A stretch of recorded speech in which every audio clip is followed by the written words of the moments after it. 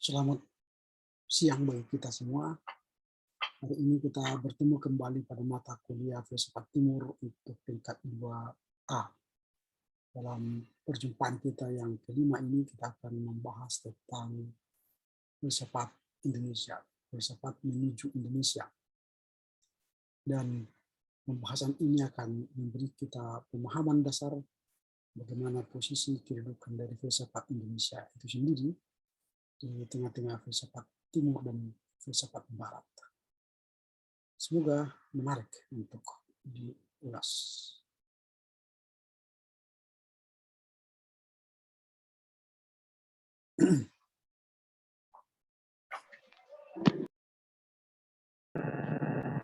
Selamat pagi bagi kita semua. Selamat pagi, Pak. Selamat pagi, Pak.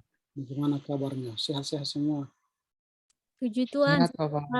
Pak, sehat. Sehat.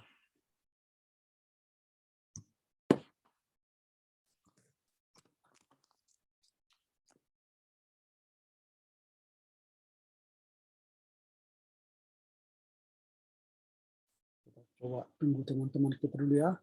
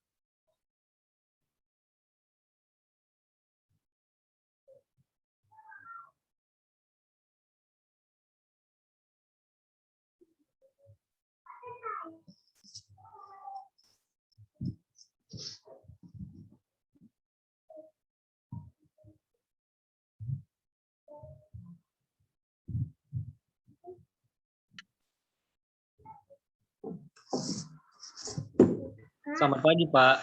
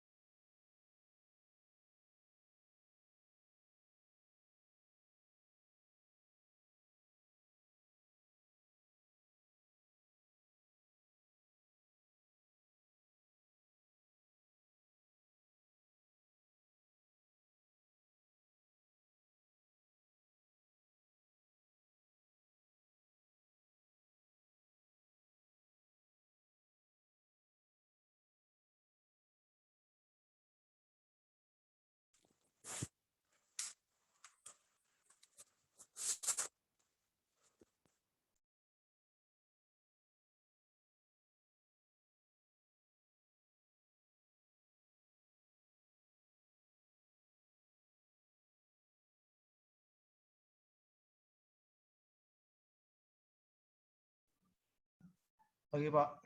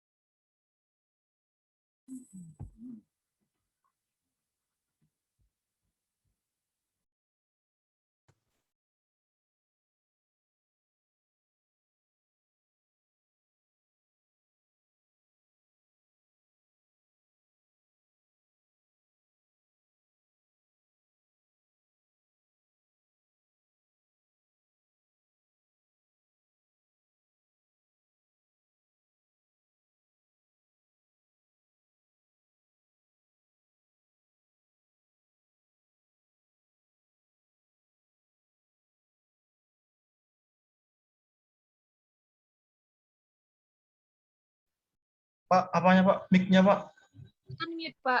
Oh ya, baik. Silakan Komti memilih salah seorang dari kita untuk berdoa pembukaan kuliah kita.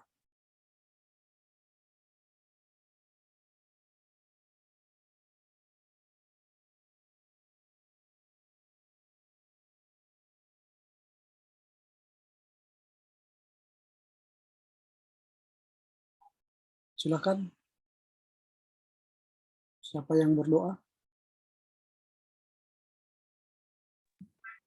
Boleh, Pak.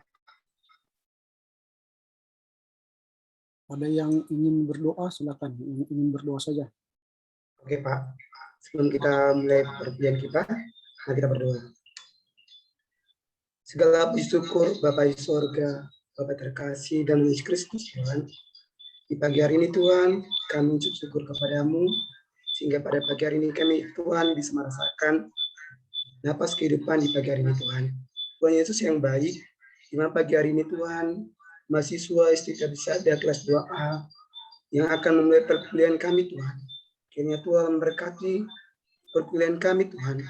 Mulai dari awal sampai akhirnya, Tuhan, tetap Engkau berkati kepada kami, Tuhan.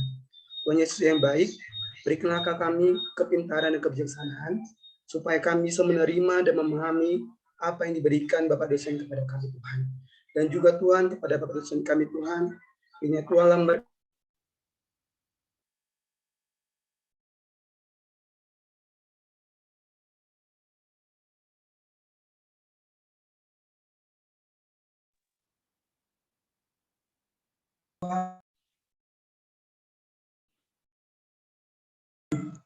Amin. Amin. Ya, terputus-putus ya. Oke, nggak apa-apa. Oke. Pada pertemuan kita hari ini, pertemuan kelima, kita akan membahas tema pengantar menuju filsafat Indonesia. Sebagaimana yang saya sampaikan minggu yang lalu bahwa hari ini kita akan melihat posisi filsafat Indonesia. Sehingga nanti kita tahu bahwa posisi kita bagaimana, di mana dibandingkan dengan filsafat Barat. Gitu ya.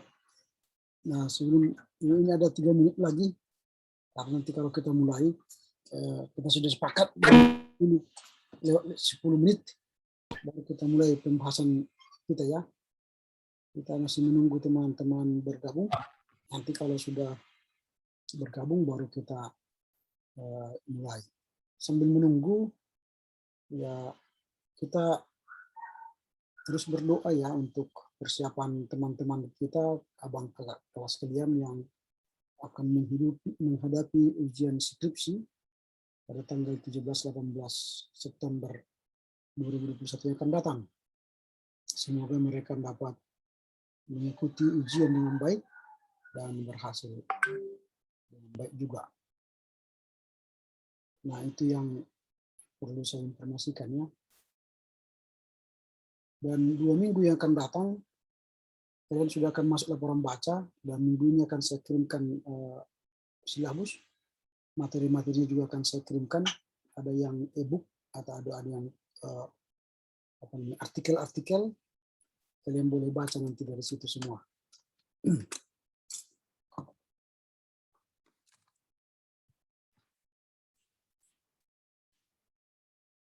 Kemudian dalam belajar filsafat ini, kalian juga nanti boleh membeli buku-buku filsafat ya, yang memang saya akui bahwa buku filsafat Indonesia itu sulit sekali kita temukan karena sangat sedikit. Dan kalau pun kita googling, kita searching di metadata ya, atau big data di internet, itu pun agak sulit kita menemukannya. Semoga nanti apa yang bisa saya kumpulkan itu bisa digunakan untuk proses pembelajaran kita. Oke, gitu ya. Saya coba absen dulu kita yang hadir saat ini.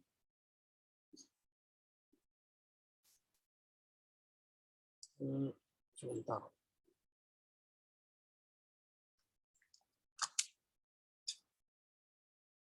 Setelah ini siapa yang akan masuk tidak akan saya izinkan lagi karena sudah pas jam 10 lewat 10 ya. Dan kita hadir sudah 27 orang dan kita semua 27 orang. Yang pertama Eliha Ferdinand Sirait, Setia Rizky Girsang, Radela, Tiur, Pancamot, Elsa, Jaya, Leonardo, Ade, Sofia, Di Putra, Brian Kennedy, Cynthia Maharani, Alfredo Siagian, Francisco Nano, Erlan Surmana Bangun, Imelin, Jaka Wasim, Kelvin, Laura, Mariel, Nancy, Raja Rizky, Raymond, Servina, ini Servina Sinaga 2 ya, Yenima Sembiring. Berarti kita ada satu orang yang tidak masuk ya. Karena ini karena Servina memakai 2 device, berarti kita semua di sini ada 26 orang. Satu orang tidak masuk. Kita semua kan ada 27 orang. 27 orang. Oke, kita mulai. Dalam pertemuan yang kelima ini saya akan membahas tema tentang pengantar menuju filsafat Indonesia. Ini karya tulis dari Ferry Hidayat dalam sebuah jurnal ya. Dimulai dari definisi baru filsafat Indonesia. Kenapa definisi baru? Nanti akan kita lihat bagaimana Ferry Hidayat hendak menjelaskan definisi lama dan definisi baru dari filsafat Indonesia itu. Nah, menurut Ferry Hidayat adalah mustahil untuk mencari definisi filsafat Indonesia dalam kamus-kamus ensiklopedi dari filsafat Indonesia. Sangat mustahil.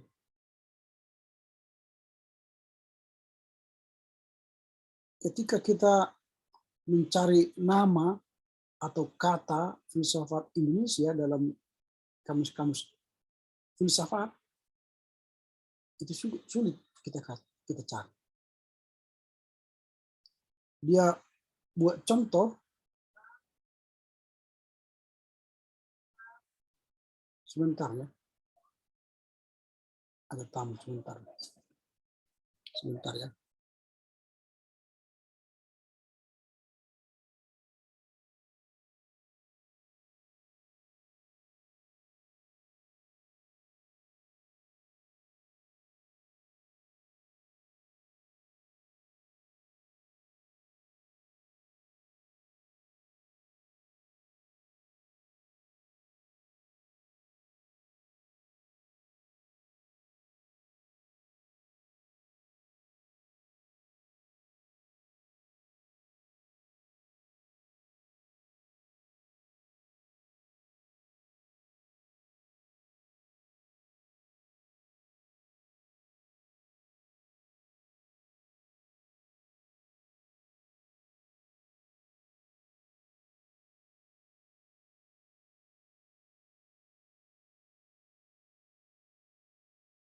Oke, ada tamu tadi.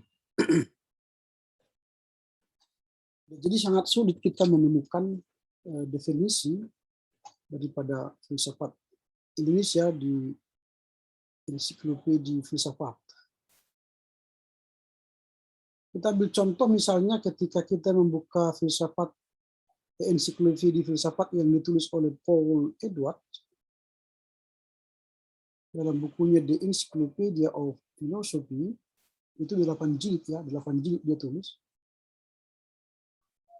Terdapat 1.500 artikel yang ditulis dalam ensiklopedia yang 8 jilid itu oleh 500 orang kontributor dari filsafat seluruh dunia.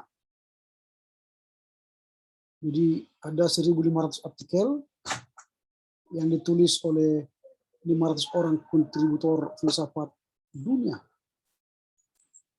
Tetapi tak satu pun artikel mengenai filsafat Indonesia. Tidak ada satupun filsafat yang berasal dari Indonesia. Ini sangat menyedihkan. Ya. Tidak ada orang yang menulis satupun artikel mengenai Indonesia.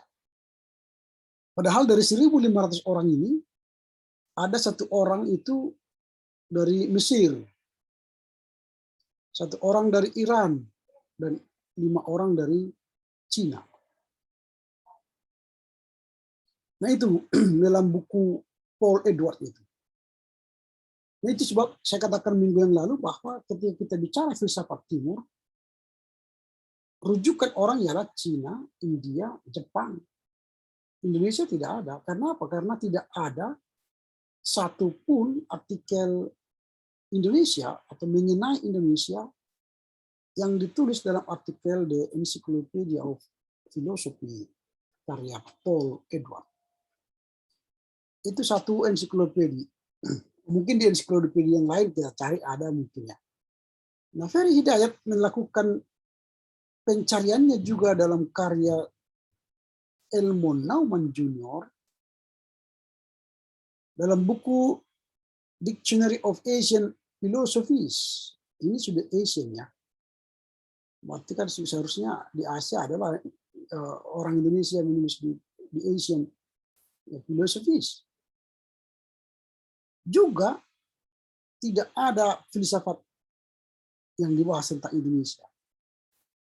Yang ada itu dari Persia, India, Cina, Palestina, Babilonia, Tibet, Jepang, Arab, Syria, dan Lebanon. Artinya tak satu pun filosofi Indonesia yang disebut. Enggak ada ya.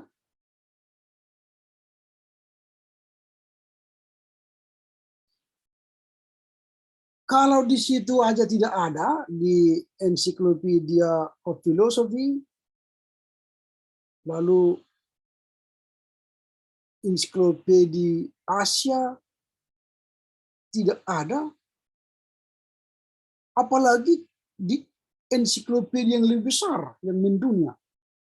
Encyclopedia Britannica atau Encarta Encyclopedia 2005. Ini kan, bagaimana mungkin kita temukan di sini, sementara yang di Asia aja pun dia tidak ada, gak mungkin menembus dunia kan. Nah, Ferry Hidayat tidak hanya mencari di buku ensiklopedia, tapi dia coba mencari di Google, men-searching dengan embah atau opung Google itu ya, bulan Google. Ternyata filsafat Indonesia pun tidak begitu banyak ditemukan dalam internet yang menulis ya. Nah ini. Itu belum begitu menyedihkan menurut Ferry Hidayat ya. Yang paling menyedihkan menurut Ferry Hidayat ialah ketika dia mencari di Perpustakaan Nasional Republik Indonesia tentang tulisan filsafat Indonesia. Dia hanya menemukan 40 judul buku dalam bidang katalog filsafat Indonesia. 42 buku. Itu artinya kan Indonesia ini kekurangan penulis filsafat. Tidak tahu nanti kalian tertarik untuk menulis filsafat ini. Lalu menguploadnya ke Encyclopedia of Philosophy atau Encyclopedia of Britannica. Padahal ketika dia bandingkan dengan filsafat Barat dan filsafat Timur lainnya, maka nanti akan kelihatan ada banyak atau beratus-ratus judul yang membahas filsafat Barat dan filsafat Timur. Sederhana aja kalau kalian nanti pergi ke apa ke Gramedia. Gramedia kalian tahu kan di mana di Medan? Siapa yang tahu Gramedia di Medan di mana? Belakang Carrefour, Pak. Lang Carrefour. Lalu di mana lagi? Nah, bahkan di Lang Carrefour yang kalian tahu ya. Itu di Jalan Gajah Mada juga ada Gramedia. Nah, nanti kalian akan melihat di sana bahwa filsafat Barat itu akan banyak bukunya. Filsafat Timur pun itu akan banyak bukunya. Tetapi filsafat Indonesia itu sedikit bukunya. Nah ini. Itu menunjukkan bahwa filsafat Indonesia itu memang agak sulit kita dapatkan.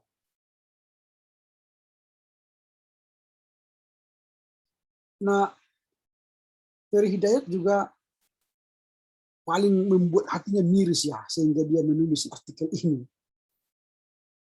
Dia pernah membaca wawancara dari seorang filsuf Mesir yang terkenal ya, yaitu Hasan Hanafi. Dalam sebuah wawancara Hasan Hanafi dengan wawancara Gatra, ini 5 Juli 2021 ya, mengatakan bahwa Hasan Hanafi menyayangkan pemikiran atau filsafat Indonesia.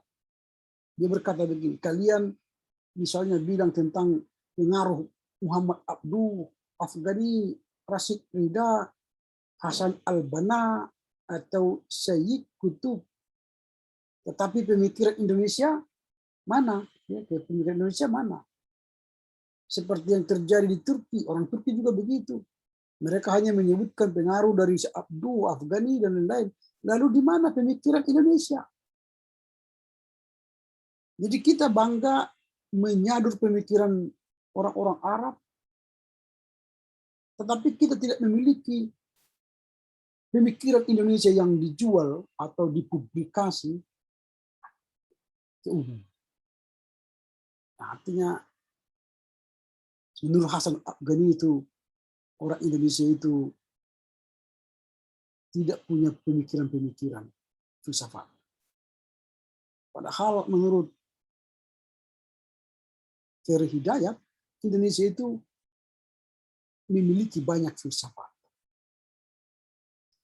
Dari kesimpulan itu, Ferry Hidayat menyimpulkan bahwa filsafat Indonesia masih amat baru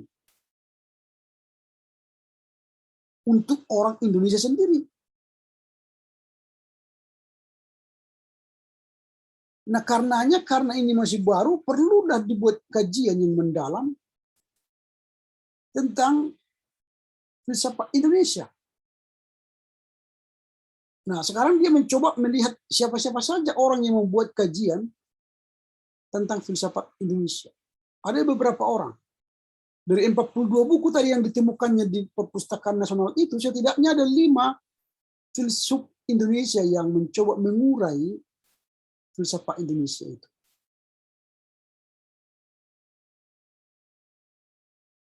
Nah, apa itu? Siapa itu? Yang pertama yang dia sebut ialah Sunoto, lalu Pramono, baru Nasrun, baru Kodi, baru Jacob Sumarjo. Ini 5 filsuf Indonesia yang akan dia coba bahas kiprahnya dalam rangka memperkenalkan filsafat Indonesia. Sana begini, Nasrun. Nasrun ini adalah orang pertama yang memelopori kajian filsafat Indonesia pada dekade 60-an. Dalam karyanya yang sangat klasik, menegaskan bahwa filsafat Indonesia dengan filsafat Barat atau juga dengan kuno dan filsafat Timur adalah suatu filsafat yang khas, yang tidak Barat dan tidak timur. Jadi filsafat barat itu menurut Nasrun, filsafat Indonesia itu menurut Nasrun ialah filsafat yang tidak barat dan tidak timur. Apa buktinya menurut Nasrun? Dia melihat hal itu dari manifestasi dalam ajaran filosofi mufakat, pantun-pantun, Pancasila, hukum adat, ketuhanan, gotong royong, dan kekeluargaan. Nah, ketika bangsa Indonesia mufakat, menurut dia dalam permufakatan itu, dia itu bukan pemikiran barat, itu bukan pemikiran timur, tapi itu filsafat Indonesia. Jadi keberadaan filsafat Indonesia itu ya berdiri sendiri. Bukan barat, bukan timur. Nah, pantun-pantun Indonesia juga dia melihat seperti itu, termasuk Pancasilanya. Nah, ini menurut Nasrun, bahwa posisi kedudukan filsafat Indonesia itu adalah benar-benar netral, yang tidak pada condong pada barat, tidak condong pada timur. Itu di awal. Beda dengan Sunoto. Sunoto melakukan kajian yang lebih serius tentang filsafat Indonesia. Walaupun dia mengatakan bahwa kajiannya itu masih berkisar pada kefilsafatan Jawa. Sunoto ini masih berkisar pada pemikiran filsafat Jawa. Artinya dia tidak meneliti filsafat secara nasional, ya, secara menyeluruh. Nah, kemudian Pramono jauh dari melebihi Sunoto tadi. Kalau Sunoto khusus Jawa, kalau Pramono selain Jawa dia juga menelusuri alam pemikiran Batak, Minangkabau, dan Bugis. Nah itu ya. Jadi kalau dari Nasrun melihat bahwa filsafat barat Indonesia itu tidak barat tidak timur, lalu Sunoto dia lebih mengkaji filsafat barat, lalu Pramono dia menelusuri alam pemikiran Batak, Minangkabau, dan Bugis. Artinya sudah ada terjadi pengembangan. Bahkan Jakob Sumarjo itu lebih mendalam lagi meneliti filsafat Indonesia itu dalam karyanya Arkeologi Budaya Indonesia. Dan nanti juga dalam bukunya yang kedua nanti itu Mencari Sukma Indonesia. Nah, dalam karya yang pertama itu Arkeologi Budaya Indonesia, Jakob Sumarjo menjelaskan bahwa filsafat Indonesia itu mulai dari era primordial, era kuno, hingga era Madya. Dia menelusuri secara hermeneutis, ya, medan-medan makna dari budaya material. Budaya material itu maksudnya dari lukisan, alat musik, pakaian, tarian, dan lain-lain. Lalu dia juga meneliti budaya intelektual, mulai dari cerita lisan, pantun, legenda rakyat, teks-teks kuno, dan lain-lain. Dan dia menyimpulkan baik itu budaya material dan budaya intelektual itulah menjadi warisan filosofi yang agung masyarakat Indonesia. Lalu dalam buku yang kedua Mencari Sukma Indonesia, dia sudah lebih menyinggung pada filsafat Indonesia modern, berarti sudah lebih berkembang, ya, pemikiran filsafat Indonesia itu. Dia mulai melihat secara radikal amat berbeda dari ontologi, epistemologi, dan aksiologi dari filsafat Indonesia itu, dari filsafat Indonesia lama. Nah, kalian pasti sudah memahami ontologi, epistemologi, dan aksiologi, ya, pada mata kuliah filsafat barat, ya. Sudah dipelajari dulu itu filsafat barat antara ontologi, epistemologi, dan aksiologi. Sudah dipahami ini? Sudah? Apakah kalian sudah mempelajari ini pada saat belajar filsafat barat dulu?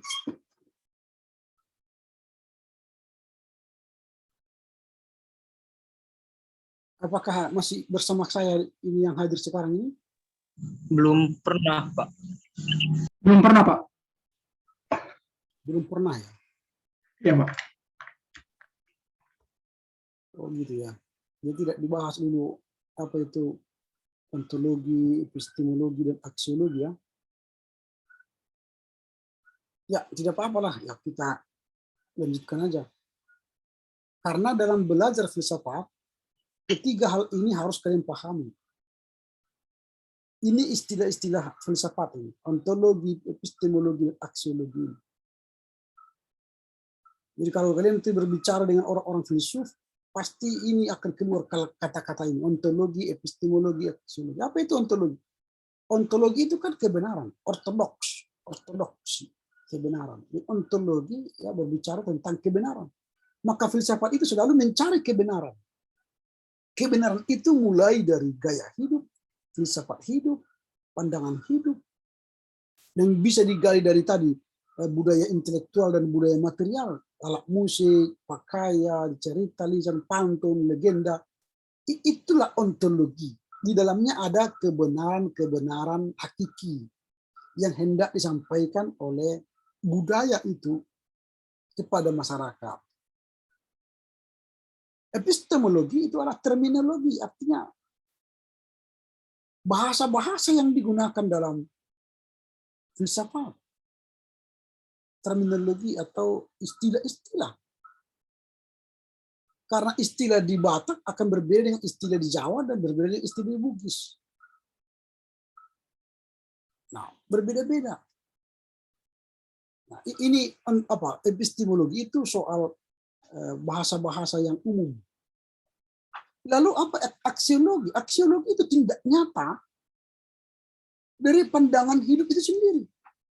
Kalau misalnya orang Batak itu mengatakan anak kokido hamuraun diau, berarti dia aksi nyatanya ialah dia menyekolahkan anaknya. Dia menjunjung tinggi martabat anaknya supaya maju, sukses.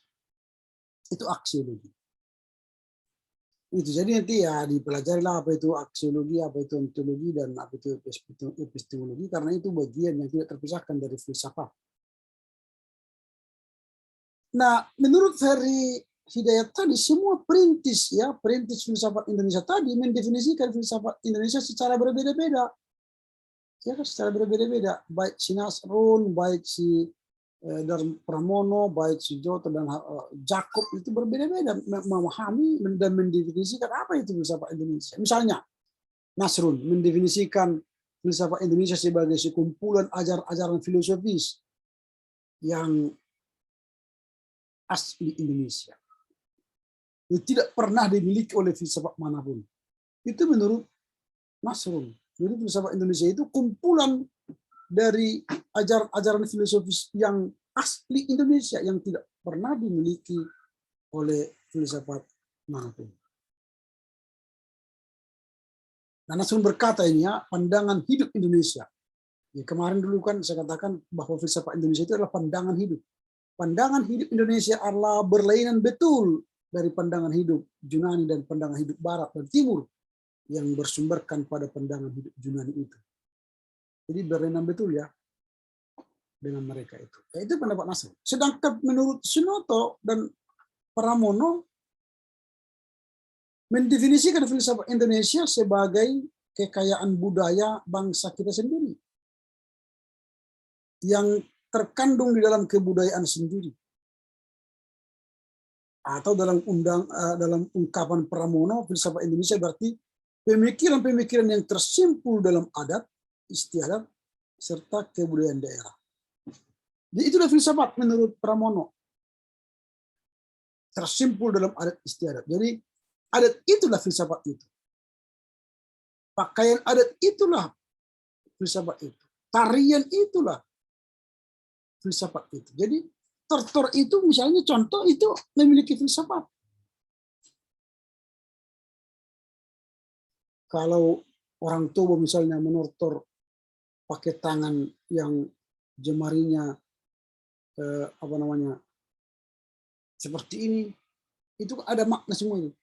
Kemudian gini, ada gini, Ini ada makna.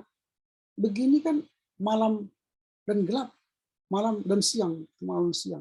Bumi ini malam dan siang. Makanya orang Batak gitu kan. Lalu gini itu kan sukacita. Itu ada maknanya. Orang Angkola misalnya begini-begini. Itu ada makna dalam rangka melindungi orang yang di sampingnya itu. Simalungun itu punya tariannya itu ada gerak arti gerak itu semua.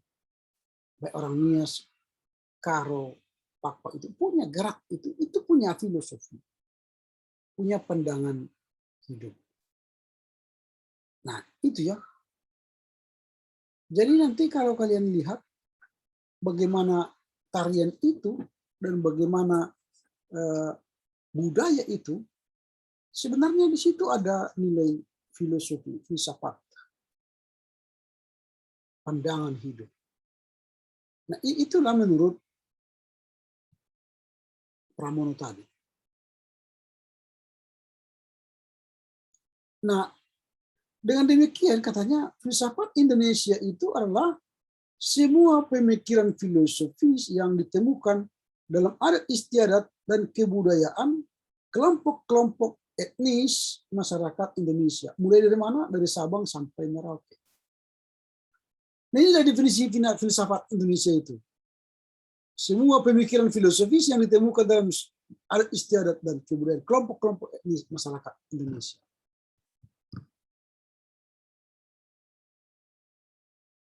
Berbeda dengan Jacob Sumarjo, mendefinisikan filsafat Indonesia secara amat gamblang dan lugas sebagai filsafat etnik Indonesia, yakni pemikiran primordial atau pola pikir dasar yang menstruktur seluruh bangunan karya budaya. Nah, itu menurut Sumarjo.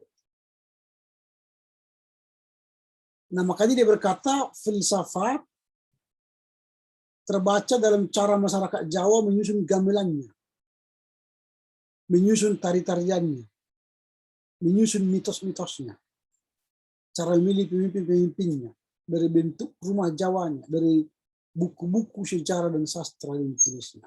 Nah itu jadi filsafat itu adalah etnik Indonesia.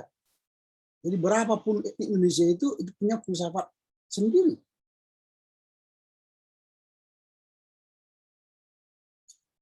Nah inilah yang diteliti oleh Ferry Hidayat tadi. Maka dia mengatakan semua filosof pelopor tadi tampaknya mencari kata sepakat bahwa definisi filsafat Indonesia adalah segala warisan pemikiran asli yang terdapat dalam adat istiadat dan kebudayaan semua kelompok etnik Indonesia. Inilah filsafat Indonesia sendiri.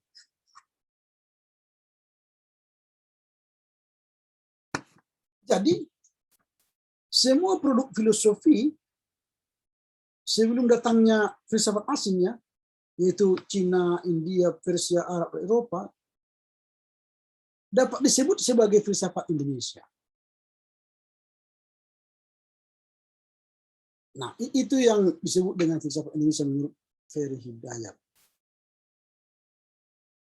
Nah, sekarang menurut Hidayat, ya, kalau kita sudah menemukan definisi filsafat Indonesia itu, tetapi menurut dia kita harus mendefinisikan ulang lagi filsafat Indonesia itu karena apa?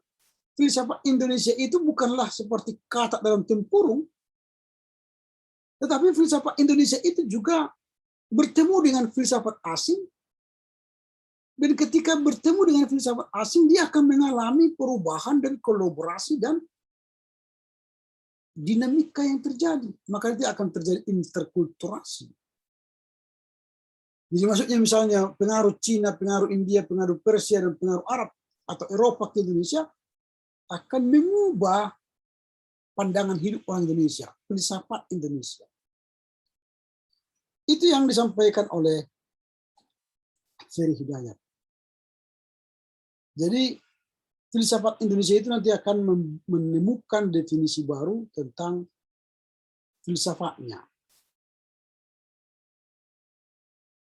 Nah, dalam tulisannya ini juga Ferry Hidayat memberi contoh bagaimana perubahan sebuah pandangan hidup sebuah negara atau sebuah komunitas ya masyarakat ketika berjumpa dengan filsafat lain. Nah, misalnya ini contoh Bertrand Russell. Nah, ini membuat penelitian terhadap pertemuan filsafat ya. Dia menulis buku dalam dengan judul History of Western Philosophy and its Connection to Political and Social Circumstances from the earliest time to the present day.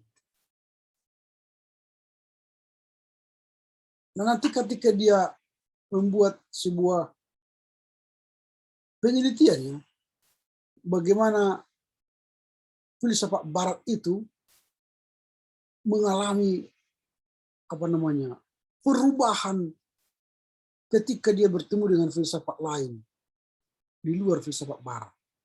Misalnya dia ambil contoh filsafat Barat itu bertemu dengan filsafat Timur atau filsafat Mesir ya. Ketika filsafat Barat itu bertemu atau katakanlah berasimilasi atau interkulturasi dengan filsafat Mesir, maka akan terjadi skolastisisme dan juga Renaissance. Nah, jadi budaya Mesir bertemu dengan budaya Barat, maka akan memproduksi atau menghasilkan sebuah yang baru. Jadi kalau dikatakan di sini, in each case the stimulus produce new thoughts better than any produced by transmitter. In the one case scholasticism, in the other Renaissance. Jadi dalam kasus ini artinya pertemuan antara budaya Barat dan budaya Timur itu terhadap budaya Mesir tadi akan memproduksi stimulus pemikiran baru yang lebih baik dari pemikiran yang sebelumnya, seperti skolastisisme, dan di pihak lain akan menghasilkan Renaissance, kebangkitan Renaissance. Nah, ini contoh ketika bertemunya dua filsafat atau filsuf. Nah, ini ya. Kemudian ini lagi pengaruh filsafat Islam terhadap tradisi filsafat Barat. Ini dilakukan oleh Friedrich Mayer dalam buku A History of Ancient and Medieval Philosophy. Nah, dia mengatakan nanti di sini ketika pertemuan antara dua filosofi itu maka akan menghasilkan sesuatu yang baru. Ini.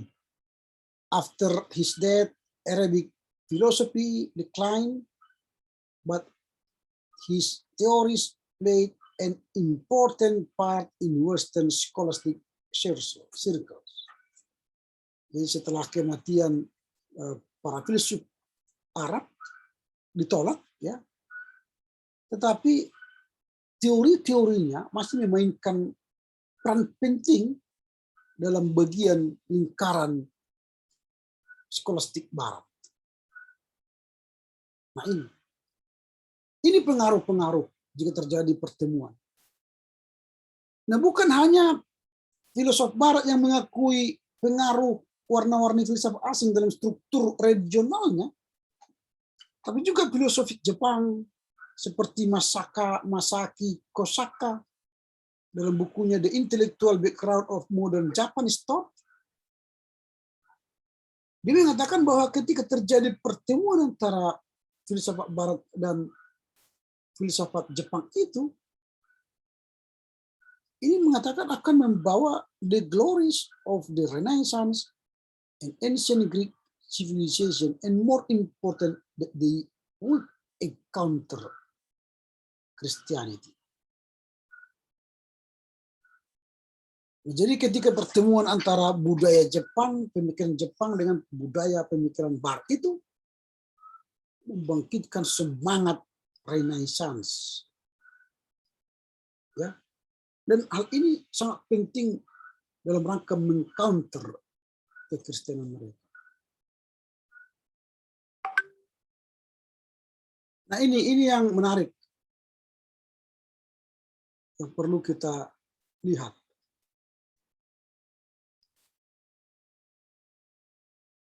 Oke, kita teruskan.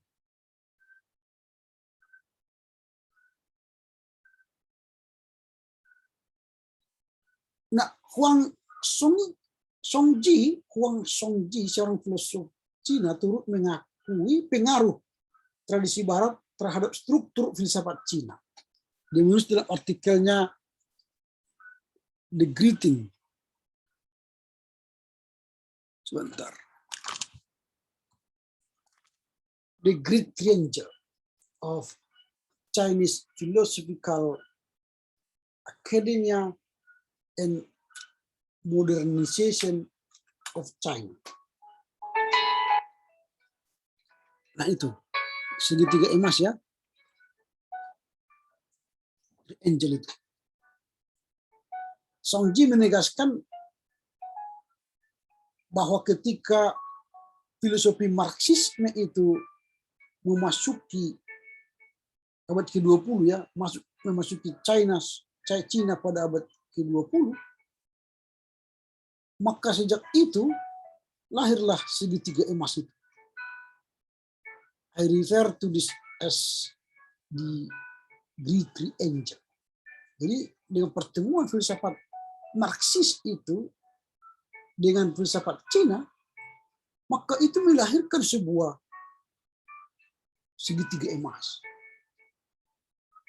Bahkan dia jelaskan bahwa perkembangan filsafat Cina itu sejak Western science and culture split gradually in China after the Opium War 1840 and forcefully challenge tradition Confucianism early in 20th century with the revolution. Jadi ya ketika masuk pada era filsafat barat, era budaya barat itu mulailah secara gradual di Cina itu setelah perang dunia itu, perang dingin pada 1840, mulai terjadi perubahan di Konfusianisme. Bahkan di pertengahan di awal abad ke-20 ya, in early 20th century with revolution 1911, bahkan and the May 4th new culture movement tradition Confucianism was attacked intensely by a large number progressive intellectual and radical thinker. Jadi pada awal abad ke-20 itu setelah revolusi tahun 1911, khususnya tanggal 4 Mei itu tahun 1914, terjadilah gerakan budaya dari tradisi Konfusianisme melawan intelektual yang progresif dan pemikir-pemikir yang radikal. Nah, di sini perubahan-perubahan itu. Ketika ada filsafat masuk dari luar, itu memacu terjadinya perubahan filsafat. Pada akhirnya puncaknya dia katakan triangle itu. Dia melahirkan triangle. Marxisme itu akhirnya menghasilkan segitiga emas. Ini kan the Great Triangle. From 1920s on, the Great Triangle appeared in the Chinese philosophy arena, in which the traditional Confucianist philosophy was defeated and Marxist philosophy emerged as the winner. Ketika segitiga emas itu tampak dalam pemikiran-pemikiran Cina, maka pemikiran tradisional Konfusianisme tertolak, ya, sehingga pemikiran filosofi Marxis menjadi pemenang. The victory of the Marxism is due to the fact that the Chinese communities combine Marxism tactically with Chinese social and revolutionary practice. They made the Marxism an ideological weapon against the feudalism and imperialism, leading thereby to the founding of the New China. Jadi dengan kemenangan Marxisme itu melawan komunis Cina, menggabungkan Marxisme secara taktis dengan gerakan revolusioner sosial Cina, membuat Marxisme sebagai sebuah ideologi, senjata ideologi melawan feudalisme dan imperialisme yang memimpin pada sebuah Cina baru, pemahaman Cina baru. Nah, ini contoh bagaimana filsafat yang masuk itu memengaruhi filsafat yang ada. Seperti itu nanti Indonesia. Ketika ada masuknya filsafat luar ke Indonesia, maka nanti filsafat Indonesia itu pun akan mengalami perubahan. Nah, misalnya ini semangat anti tradisi, ya, yang mencuat dalam tulisan Sultan Takdir Muda dengan Ki Hajar Dewantara. Ini disebut dengan polemik kebudayaan, di mana Sultan Takdir berpendapat bahwa tradisi Indonesia lama termasuk struktur budaya peradaban seni dan filsafatnya satu paket, harus dibuang jauh-jauh. Oh, ini jadi Sultan Takdir itu harus membuang jauh-jauh ke belakang. Dan sebagai gantinya menurut Sultan Takdir era dunia modern, mengandung budaya progresif. Nah, ini jadi terjadi perubahan. Dia membuang katanya tradisi lama itu. Nah, ini disebut dengan anti tradisi. Nah, motif anti tradisi juga sempat hadir dalam deklarasi dan pernyataan para sikap sastrawan yang bergabung dengan Angkatan 45. Dan mereka mengatakan kami tidak akan memberikan satu kata ikatan untuk kebudayaan Indonesia. Kalau kami berbicara tentang kebudayaan Indonesia, kami tidak ingat kepada melap-lap hasil kebudayaan lama sampai berkilat dan untuk dibanggakan. Revolusi bagi kami adalah penempatan nilai-nilai baru atas dasar nilai-nilai usaha yang harus dihancurkan. Ini perjumpaan filsafat baik timur baik barat Indonesia, dan akhirnya mereka membuat gerakan anti tradisi. Sehingga upaya pengadopsian filsafat asing dalam struktur tradisional Indonesia dalam wujud proyek modernisasi atau yang dikenal dengan westernisasi berada pada track yang benar apabila dimaksudkan untuk menghasilkan sisa-sisa sukuisme dan feudalisme pra-kemerdekaan. Tetapi menjadi salah langkah apabila ditujukan untuk membuang seluruh heritage filosofi lama. Itu menurut Ferry Hidayat. Nah, pada saat modernisasi mulai mengalami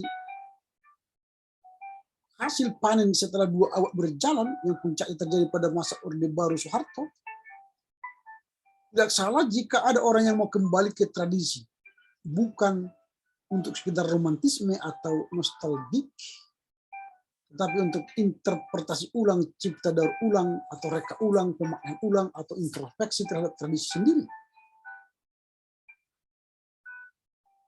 Artinya menurut Hidayat, penyakit modernitas, obatnya adalah justru terdapat dalam tradisi.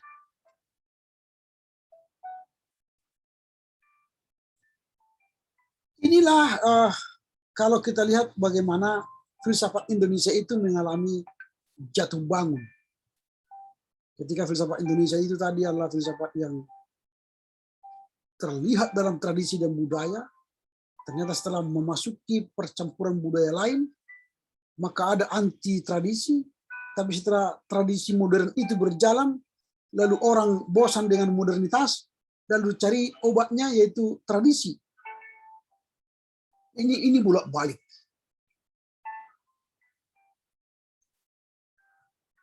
Sehingga menurut dia definisi baru filsafat Indonesia mesti merangkul tradisi dan modernitas sekaligus. Itu menurut Ferry Hidayat tadi. Nah, kalau ada yang kelompok modernitas, ada kelompok tradisi. Nah, sekarang bagaimana definisi filsafat Indonesia yang baru? Definisi filsafat Indonesia yang baru ialah merangkul tradisi dan modernitas sekaligus. Tidak boleh ada pretensi yang berlebihan pada salah satunya. Nah, jadi menurut dia, jika pilihan kita dijatuhkan pada salah satu dari keduanya, berarti filsafat Indonesia telah dimiskinkan isinya. Jadi kalau kita hanya pada modernitas, mengabaikan tradisi, itu dimiskinkan. Atau tradisi, mengabaikan modernitas, itu juga akan dimiskinkan. Jadi dua-duanya, supaya ada terjadi kekayaan dalam filosofi Indonesia, itu harus merangkul tradisi dan modernitas secara sekaligus. Nah, sampai di sini, ada kira-kira pertanyaan? Silakan, siapa yang mau bertanya? Ya, silakan. Gini Pak, tadi Pak ada 2 teman dari kelas ini yang sudah bergabung, cuman karena jaringan tadi Pak jadi keluar Pak, minta diadmin lagi katanya Pak.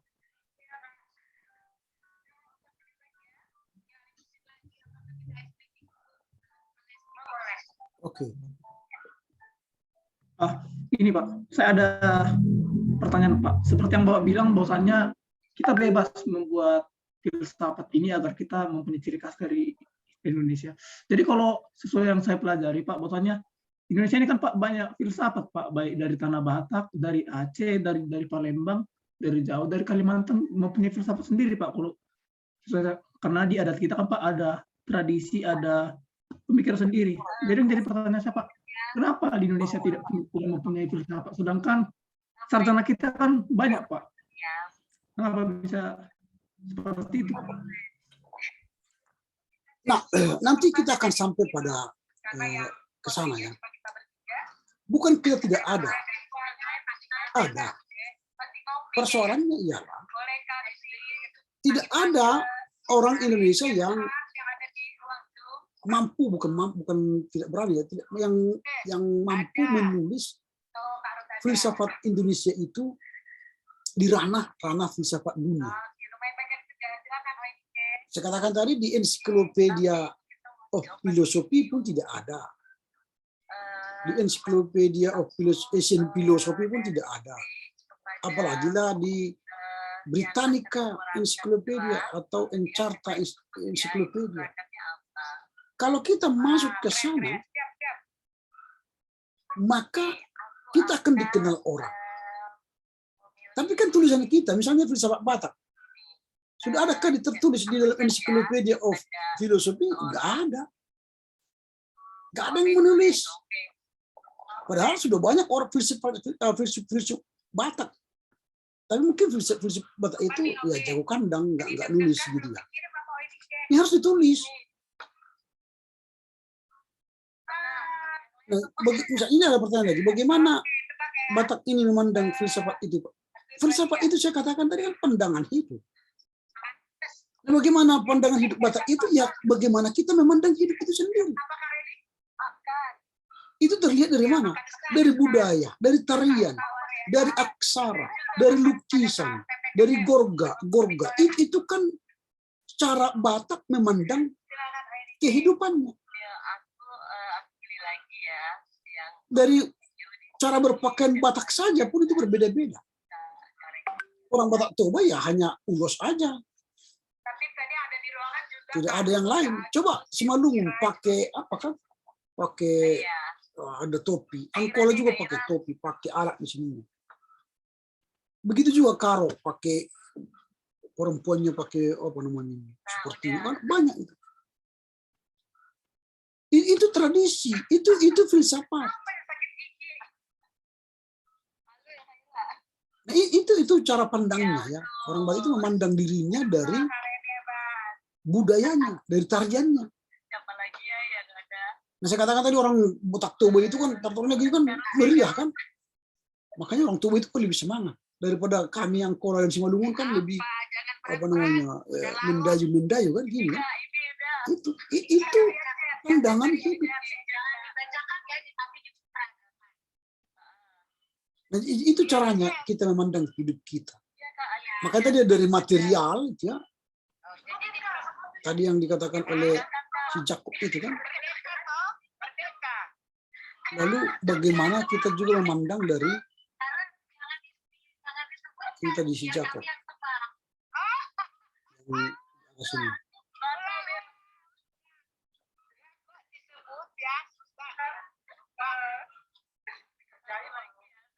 Ini dari segi material, lukisan, alat musik, pakaian, tarian, dan lain-lain.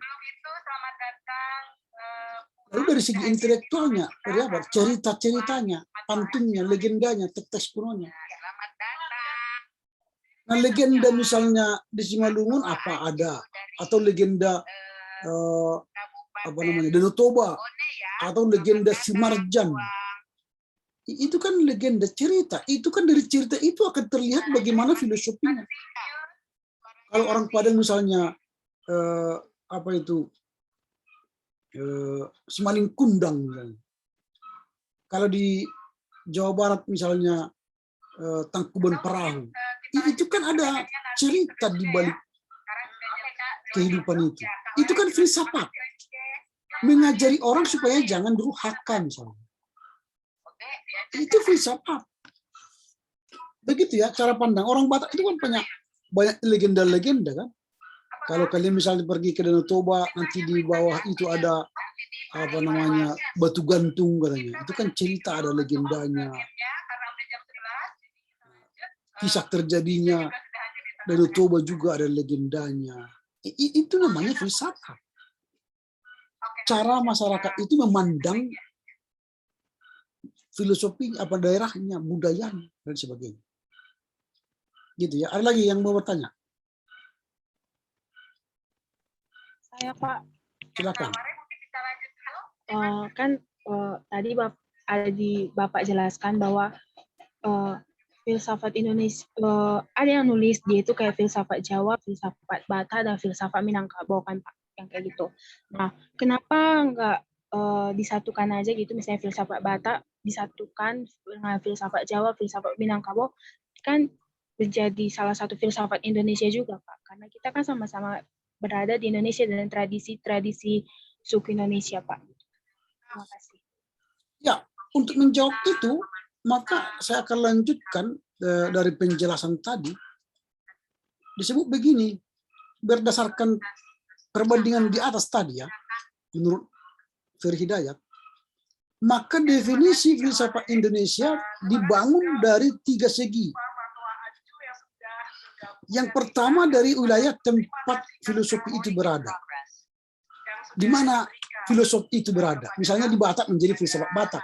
Dia berada di Jawa menjadi filsafat Jawa. Dia berada di Madura menjadi filsafat Madura. Dia berada di Papua menjadi filsafat Papua. Dia berada di Aceh menjadi filsafat Aceh. Itu yang pertama. Dari mana filsafat itu dibangun? Dari di mana tempat filosofi itu berada. Yang kedua, aksara bahasa yang digunakan filosof untuk menulis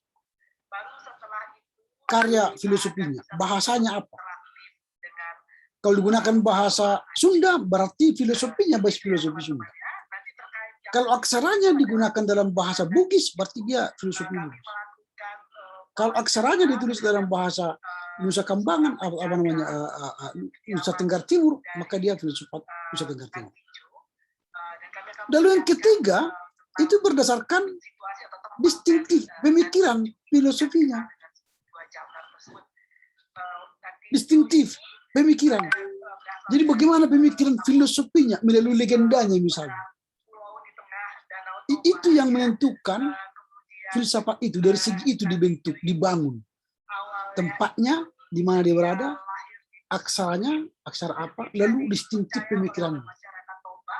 Nah, kalau ketiga segi ini diterapkan menjadi definisi filsafat Indonesia, nah maka dari pertanyaan tadi, untuk menjawab pertanyaan tadi, filsafat Indonesia adalah filsafat yang diproduksi oleh semua orang yang menetap di wilayah yang dinamakan sebagai Indonesia.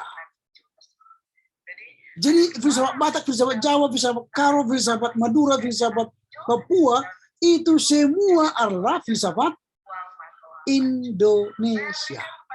Indonesia, Pak. Nah itu. Jadi semua filsafat-filsafat daerah tadi itu menjadi filsafat Indonesia. Jadi sudah mengerti ya, jadi itu pertanyaan tadi ya. Jadi bagaimana itu menjadi filsafat Indonesia? Maka filsafat Indonesia itu dibangun dari segi geografis, aksara, dan distintif dari pemikirannya, pemikir filsafat itu. Nah setelah itu keluarlah definisi filsafat Indonesia, yaitu filsafat yang diproduksi oleh semua orang yang menetap di wilayah Indonesia. Nah, itu definisi filsafat Indonesia. Nah, pernyataan bahwa filsafat Indonesia adalah filsafat yang diproduksi oleh semua orang yang menetap di wilayah Indonesia berimplikasi bahwa semua orang yang berasal dari kelompok etnis, kelompok ras, kelompok religius, asalkan semuanya menetap di Indonesia,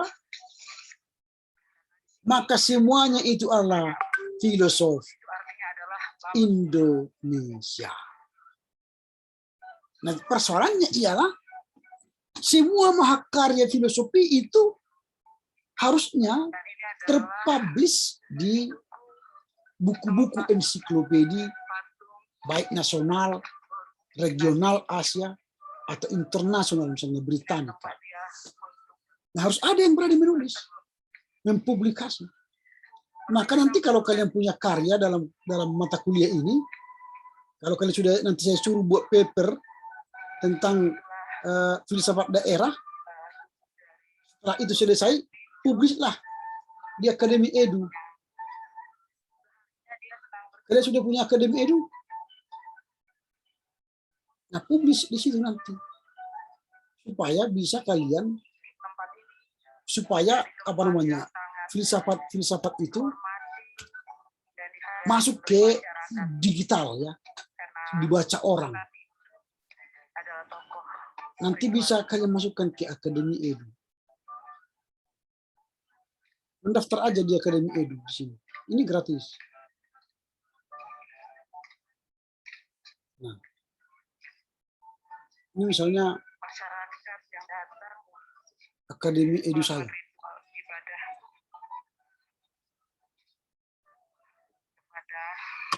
Tulisan kita bisa kita upload di sini. Kita masukkan. Ini kita bisa masukkan di sini tulisan-tulisan. Dan orang akan baca nanti. Lalu kita akan bisa baca siapa-siapa saja yang membaca Akademi Edu kita.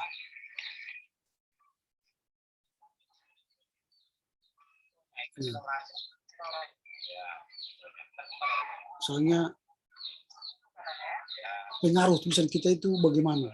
Berapa orang yang mengunjungi, berapa orang yang mendownload, dari negara mana mereka yang membaca tulisan kita itu, dari kota mana, dari universitas mana mereka yang membaca tulisan kita itu, lalu mana yang paling banyak dibaca orang dari tulisan kita itu, dari pencarian dari mana, Google, email, dari Android, dari akademi, nah itu.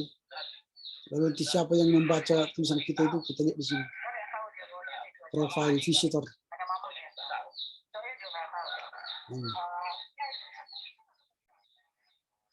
Nah, kalian publislah nanti di situ. Supaya filsafat kita itu dibaca orang, dikenal orang. Selama kita tidak mempublish itu di dunia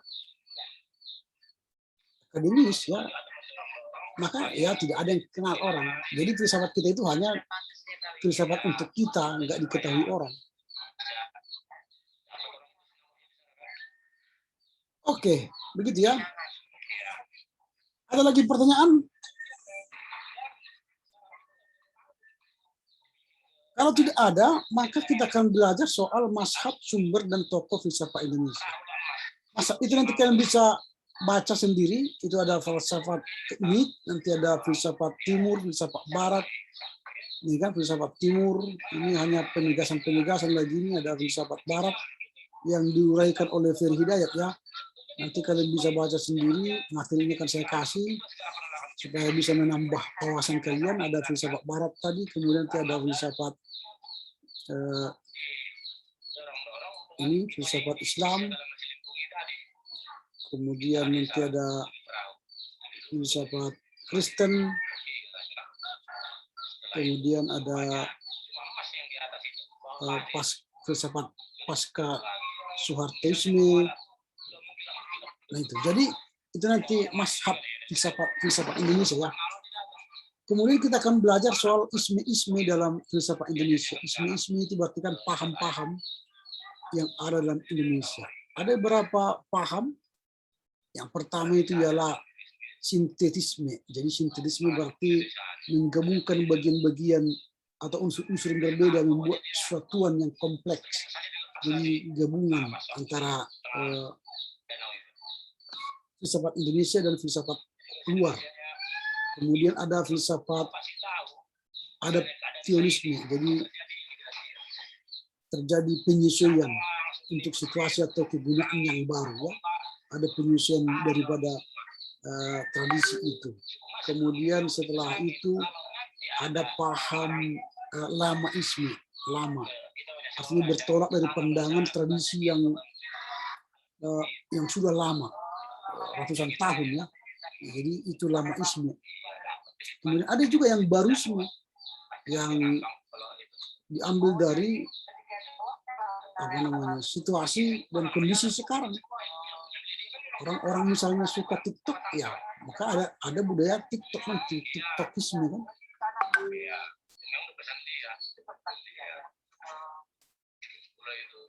Ini ada pertanyaan. Mendengar bahwasanya tradisi adalah obat. Oh, tadi waktu tidak mendengar penjelasannya. Tradisi menjadi obat begini. Ketika orang Indonesia ini anti tradisi tadi, lalu mereka bergerak kepada modernitas, lalu sampailah kepada situasi modernitas, lalu orang rindu lagi pada sesuatu yang lama. Sehingga orang Indonesia itu berubah dari modernitas mencari yang tradisi lagi. Maka saya katakan tadi, obat dari modernitas itu adalah tradisi. Jadi orang yang hidup dalam modern ternyata juga merindukan yang tradisi. Padahal dulu sudah anti tradisi. Nah, makanya tadi yang bagus ialah kalau dia hanya tradisi saja mengabaikan modernitas, itu dimiskinkanlah filsafat hidup seperti itu. Atau hanya mengedepankan tradisi lalu tidak mau modernitas, itu juga miskin. Tapi yang paling baik tadi ialah merangkul baik tradisi dan modernitas. Itu ya. Jadi sudah paham tadi, ya. Itu tadi penjelasannya. Sehingga ada istilah tadi obat. Karena tadi penjelasannya mungkin dia tangkap. Jadi modernitas itu merindukan tradisi kembali, sehingga modernitas tadi obatnya adalah tradisi. Nah, tapi tradisi itu harus menjadi bagian yang tidak terpisahkan dari modernitas. Harus dirangkul dua-dua. Jangan dipisah. Kita anti modernitas atau kita anti tradisi. Jadi harus semuanya dirangkul dua-dua. Begitu ya pertanyaan tadi. Nah, kita lanjutkan. Tadi ada paham baruisme. Nah, kemudian selain baruisme ialah paham terpimpinisme. Jadi orang Batak itu, orang Indonesia itu terpimpin. Nah, terpimpin. Apalagi zamannya Soekarno kan, itu kan terpimpin. Kita hampir 32 tahun menjadi demokrasi terpimpin kan, pada mulai zamannya Soeharto itu. Nah kemudian paham pembangunanisme, ya Soeharto terkenal dengan bapak pembangunanisme kan. Jadi mulai terpimpinisme Soekarno kan, kemudian ada pembangunanisme itulah Soeharto nanti. Kemudian pasca pembangunanisme itu isme dalam filsafat Indonesia. Nanti kalian baca lebih mendalam apa artinya semua itu. Nah sekarang periodisasi filsafat Indonesia. Periodisasi filsafat Indonesia itu berbeda dengan periodisasi filsafat Barat. Kalau filsafat Barat itu periodisasinya klasik, pertengahan, modern, dan kontemporer. Itu kalau filsafat Barat. Kalau filsafat Cina, klasik, pertengahan, dan periode modern. Itu filsafat Cina. Filsafat Indonesianya bagaimana periodenya? Filsafat Indonesianya periodenya hanya dua, yaitu berdasarkan interaksi budaya, yaitu datangnya budaya-budaya asing dan yang berinteraksi dengan budaya asli Indonesia dengan cara membuat kronologi historis yang menyebutkan dari budaya dunia mana sumber filsafat itu berasal mula. Jadi nanti akan ada interaksi budaya. Itu periode yang pertama. Jadi ketika budaya Hindu datang ke Indonesia, ketika budaya Arab datang ke Indonesia, ketika budaya Cina datang ke Indonesia, berinteraksi dengan budaya Indonesia. Itu periode filsafat Indonesia. Yang kedua adalah periode historis penting, kajian historis. Jadi periode itu misalnya pra kemerdekaan, periode kemerdekaan, periode Soekarno, periode Soeharto, dan periode pasca Soeharto. Itu historis, kejadian historis. Itu saja pembagian filsafat Indonesia. Jadi interaksi budaya dan kajian historis penting. Oke, sampai di sini ada pertanyaan. Nanti materinya akan saya bagi, bisa dibaca lebih mendalam.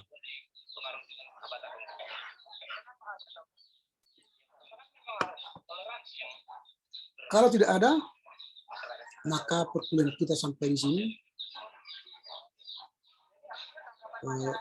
Selamat melanjutkan aktivitas.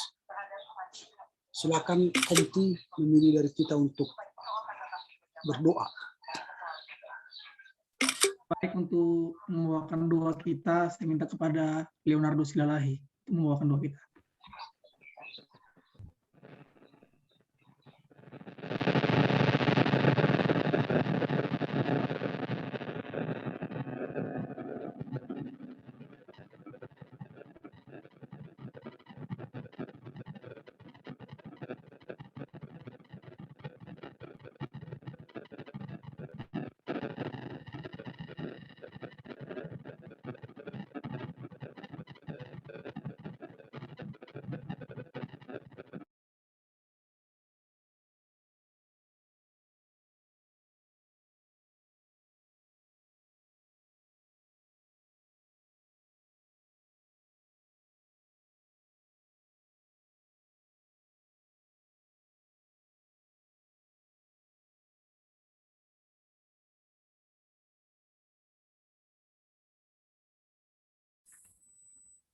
Ulangi Elfredo masih unmute. Elfredo, mic-mu belum hidup. Ulangi doanya.